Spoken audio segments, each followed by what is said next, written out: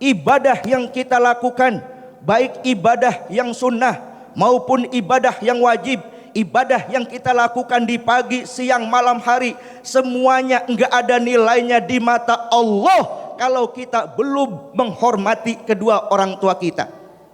Jangan mimpi sholat kita, puasa kita, baca Quran kita, infak sodakoh kita bisa mengundang ridho Allah kalau kita masih berani songong durhaka kepada kedua orang tua kita.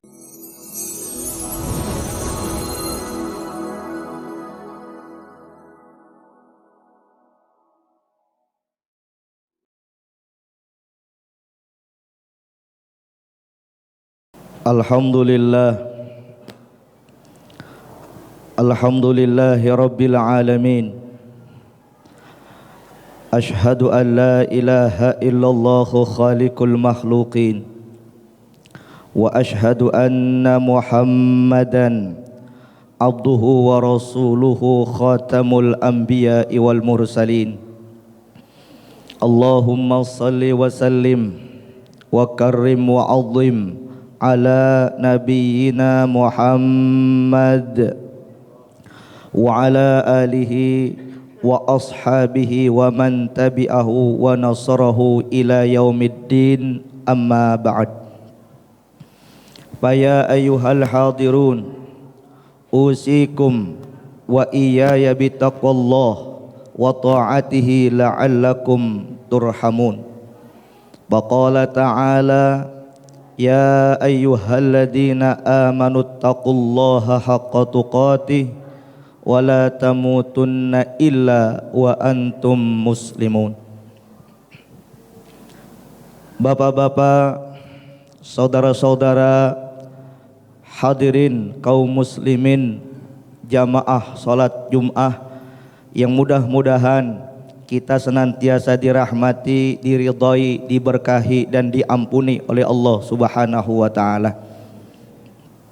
Pertama-tama, marilah kita tingkatkan kualitas keimanan dan ketakwaan kita kepada Allah Subhanahu wa taala dengan terus berusaha menjalankan perintah-perintahnya, menjauhi semua larangan-larangannya.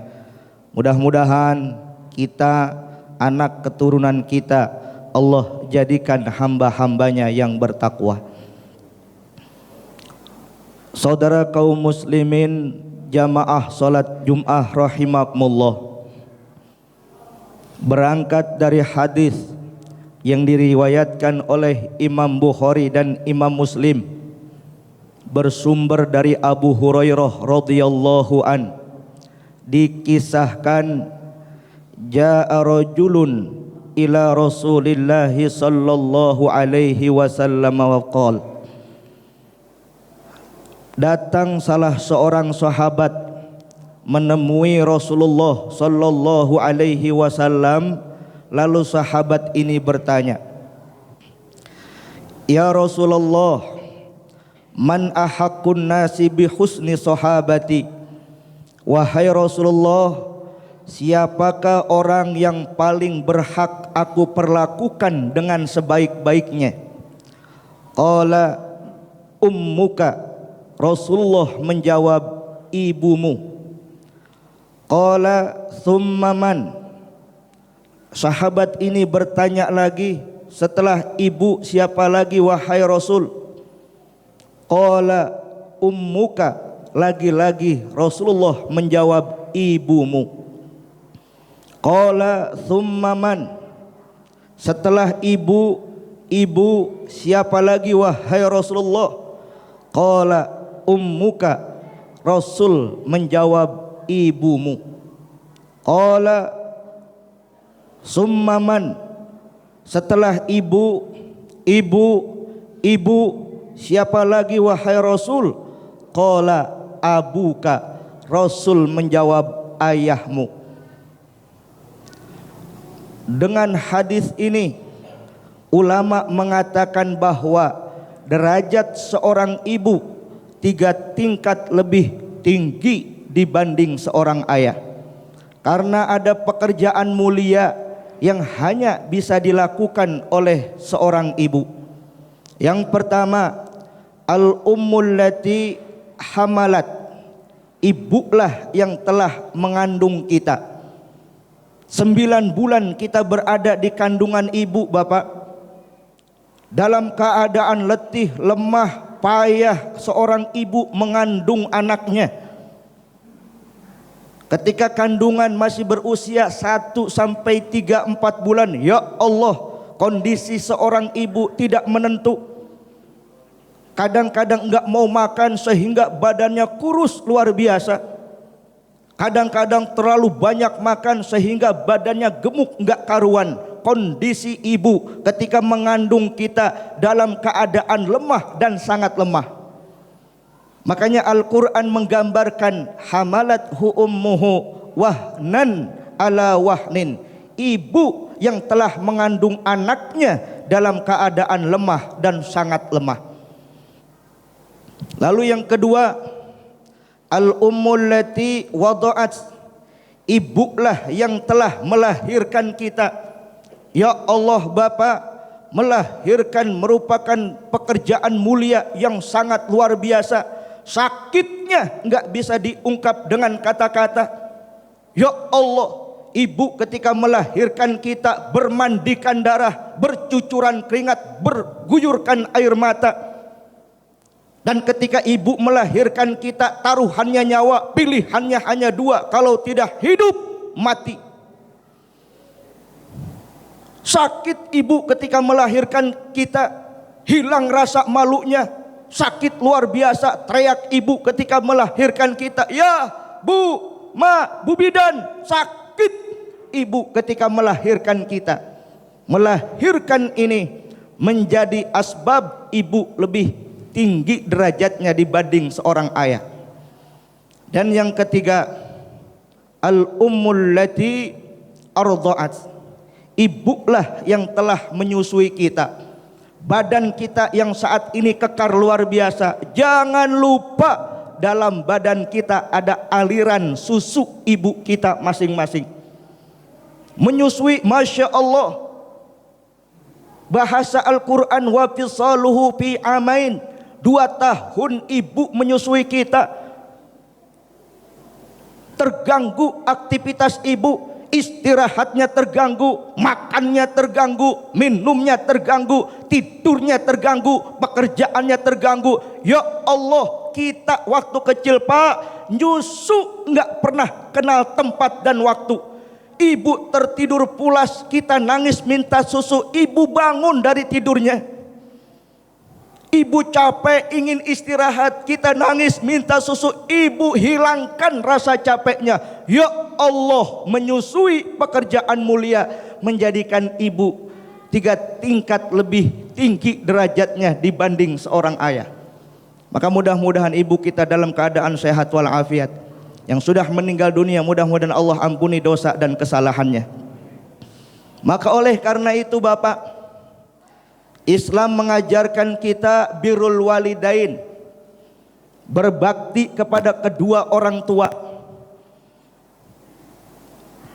Orang yang paling berhak kita perlakukan dengan sebaik-baiknya, orang yang paling berhak kita sayangi dengan sebaik-baiknya, orang yang paling berhak kita lindungi sebaik-baiknya, orang yang paling berhak kita perhatikan sebaik-baiknya, orang yang paling berhak kita taati sebaik-baiknya, ibu dan bapak kita, bukan yang lain. Kita kadang lupa, Pak, sombong kita jadi anak, mentang-mentang udah hebat, mentang-mentang udah pinter, mentang-mentang udah kaya, mentang-mentang udah sukses, lupa jasa ibu dan bapak. Dia lebih takut kepada bosnya, dia lebih hormat kepada atasannya, dia lebih hormat kepada majikannya, dia lebih hormat kepada orang yang gajinya. Ya Allah, orang yang paling mulia di mata Allah, yang wajib kita hormati, ibu dan bapak kita. Kalau dipanggil ibu bapak, segera harus mengalahkan panggilan bos, majikan, atasan. Maka mudah-mudahan kita semua menjadi orang-orang yang berbakti kepada kedua orang tua kita. Ya Allah, Bapak, Allah Subhanahu wa ta'ala ketika memerintahkan kita untuk beribadah kepada Allah, Allah sandingkan ayatnya dengan selalu berbuat baik kepada kedua orang tua. Wa qadha rabbuka alla ta'budu illa iyyah wa bil walidaini ihsana. Dan Allah telah mewajibkan kepada kalian agar kalian hanya menyembah kepada Allah, jangan menyembah kepada yang lain. Wa bil walidaini ihsana, dan kepada kedua orang tua perlakukanlah dengan sebaik-baiknya. Artinya apa Bapak? Ibadah yang kita lakukan, baik ibadah yang sunnah maupun ibadah yang wajib, ibadah yang kita lakukan di pagi, siang, malam hari, semuanya enggak ada nilainya di mata Allah kalau kita belum menghormati kedua orang tua kita. Jangan mimpi sholat kita, puasa kita, baca Quran kita, infak sodakoh kita bisa mengundang ridho Allah kalau kita masih berani songong durhaka kepada kedua orang tua kita. Makanya kata baginda Rasul, ridallahi fi ridal walidain wa suhtullahi fi suhtil walidain. Redonya Allah bergantung redo ibu bapak kita, murkanya Allah bergantung murka ibu bapak kita. Kalau kita bisa buat orang tua kita tersenyum, Allah senang lihat kita. Kalau kita berkata kasar kepada kedua orang tua kita, lalu mereka tersinggung, nangis air matanya, aras terguncang, Allah laknat anak yang kayak gitu. Makanya kata baginda Rasul, man arda walidayhi arda faqad arda khaliqahu. Siapa orang yang mampu membuat senang kedua orang tuanya, maka sungguh dia telah membuat senang Allah sang penciptanya. Wa man askhata walidayhi faqad askhata khaliqahu. Siapa orang yang membuat kesel, yang membuat murka kepada kedua orang tuanya, maka sungguh dia telah membuat kesel, membuat murka kepada Allah sang penciptanya. Wa man adraka walidayhi au ahadahuma falam yabirruhuma fadakhalan nar fa'abadahullah. Siapa di antara orang Islam diberikan kesempatan hidup bersama ibu dan bapaknya, atau salah satu darinya, tapi hidup bersama kedua orang tuanya tidak membuat dia berbakti kepada keduanya, pada kholanar, anak yang kayak gini pasti Allah masukkan ke dalam neraka. Fa'abadahullah, Allah akan jauhi rahmatnya dari manusia seperti itu. Ya Allah Bapak, jangan sekali-kali kita berani sama kedua orang tua kita. Dia itu keramat kita, doanya Allah kabulkan, kutukannya juga Allah kabulkan. Mudah-mudahan semua kita menjadi anak yang berbakti kepada kedua orang tua kita, dan anak-anak kita menjadi anak yang berbakti kepada kita orang tuanya. Amin ya Rabbal Alamin. Bapak hadirin kaum muslimin rahimakumullah, kita tutup khutbah ini Bapak, dikisahkan yang bersumber dari Anas bin Malik, kana syabun ala ahdi Rasulillah sallallahu alaihi wasallam yusamma Alqamah. Dahulu di zaman baginda Rasul ada anak muda namanya Alqamah, syadidal ijtihad wa azimas sadaqah.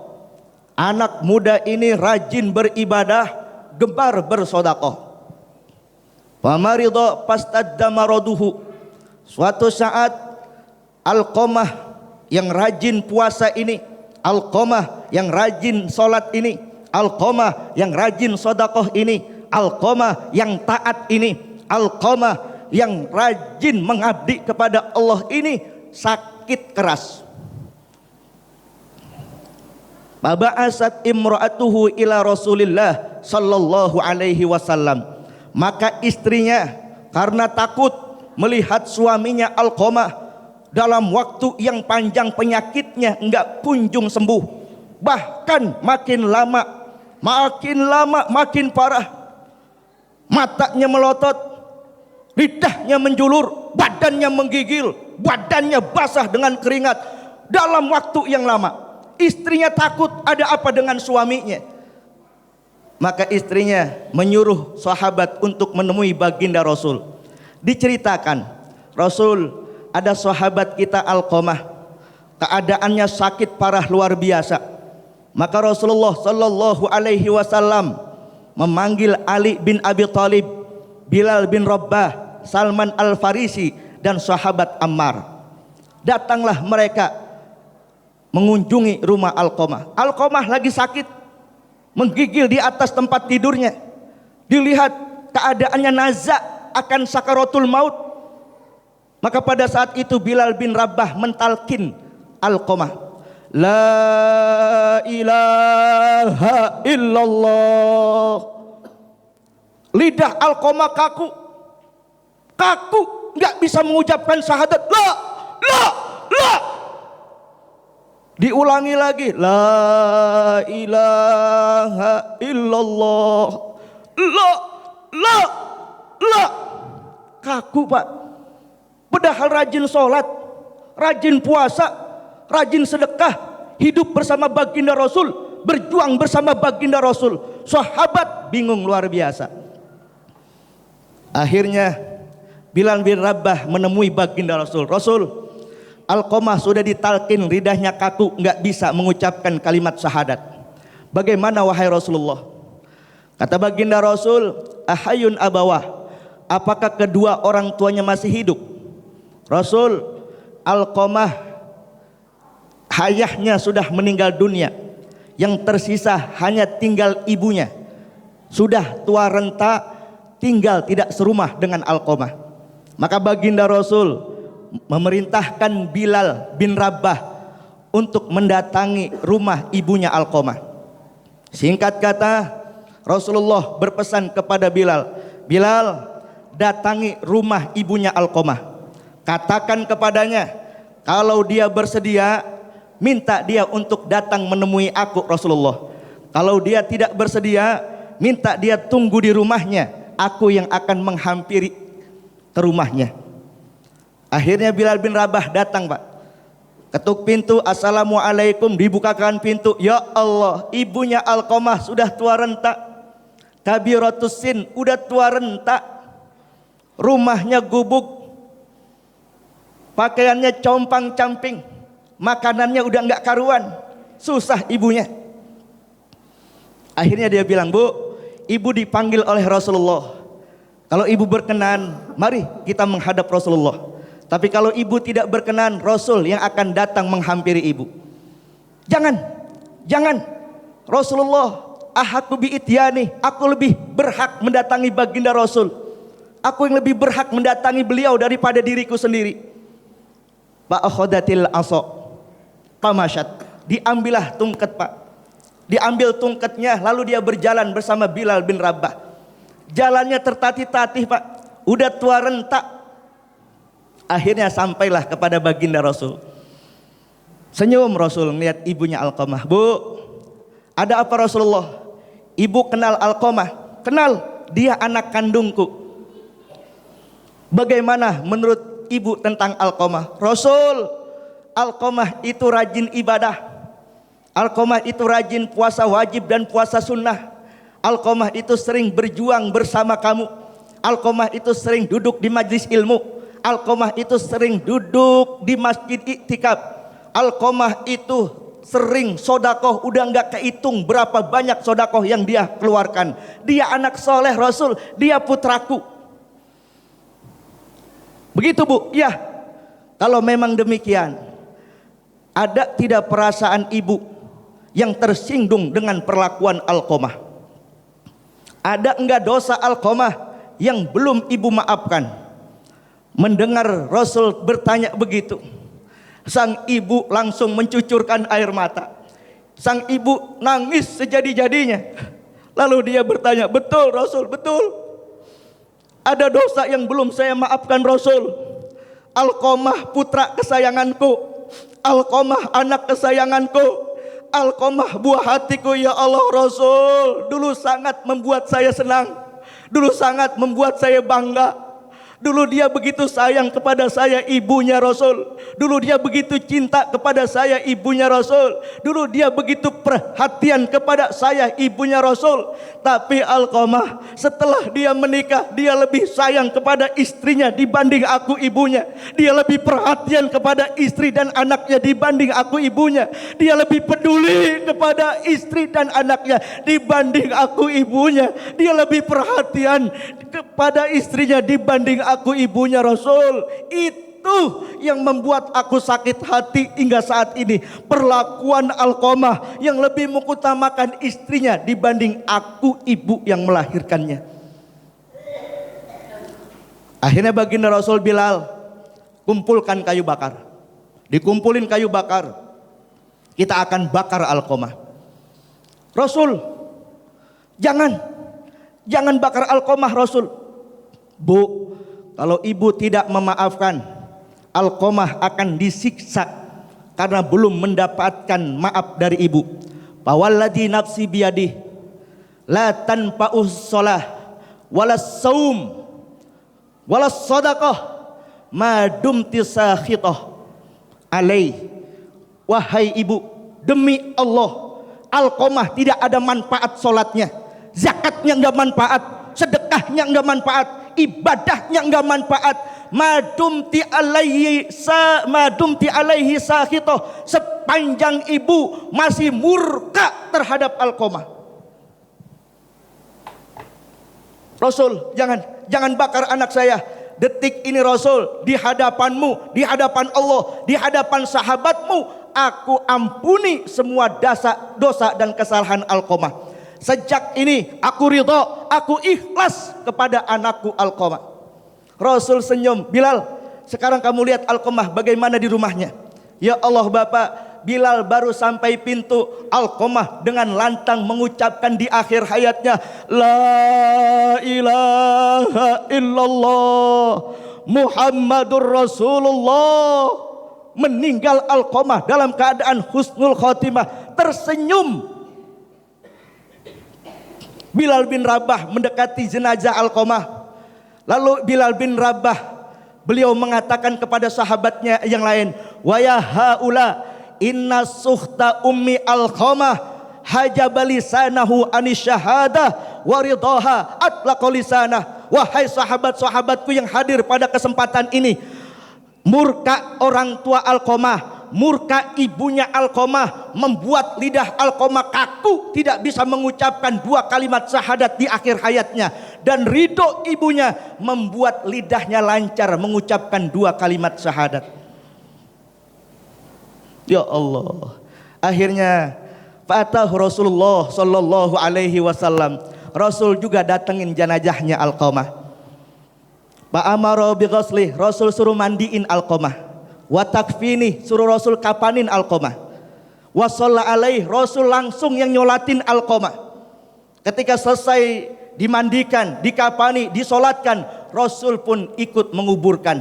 Setelah selesai menguburkan, Rasul diri di samping kubur Alqamah. Seraya Rasulullah bersabda, Ayyuhal muhajirina wal ansor, man faddala minkum zauzatahu ala ummi falam fa'alaihi laknatullah falam yukbal minhu sorpun wala adun. Wahai sahabatku, baik yang dari Mekah, dari Madinah, baik muhajirin maupun ansor, siapa di antara kalian yang lebih peduli, yang lebih sayang, yang lebih perhatian, yang lebih mengutamakan istrinya dibanding ibunya, maka dia mendapat laknat Allah, dan seluruh ibadahnya baik yang sunnah maupun yang wajib ditolak oleh Allah.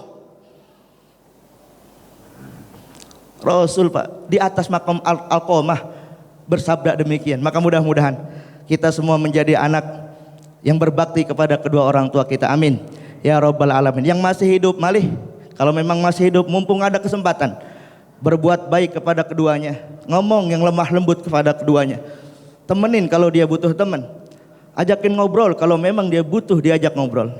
Buat orang tua kita yang sudah meninggal dunia, selepas sholat, selepas hembusan napas kita, selalu kita ingat, mudah-mudahan ayah ibu kita yang sudah meninggal dunia, Allah ampuni dosa-dosanya, Allah terima amal kebaikannya, Allah jadikan maqam kuburnya raudhah min riyadil jannah. Barakallahu li wa lakum fil Qur'anil azim wa nafa'ani wa iyyakum bima fihi minal ayati wa dzikril hakim wa taqabbala minni wa minkum tilawatahu innahu huwal ghafurur rahim. اللهم صل على سيدنا محمد وعلى آل سيدنا محمد.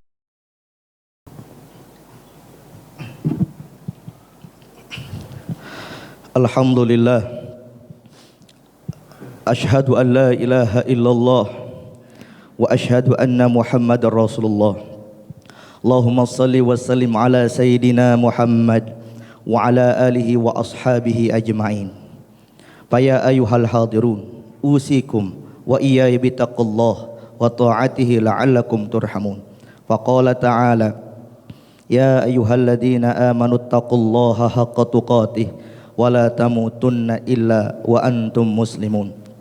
Wa'lamu ayuhal hadirun anna allaha amarakum bi amrin bada fi binafsih wa thanna bi malaikatihil musabbihati bi kudsih wa qala ta'ala mukhbira wa amira innallaha wa malaikatahu yusalluna 'alan nabi ya ayyuhalladhina amanu sallu 'alaihi wa sallimu taslima.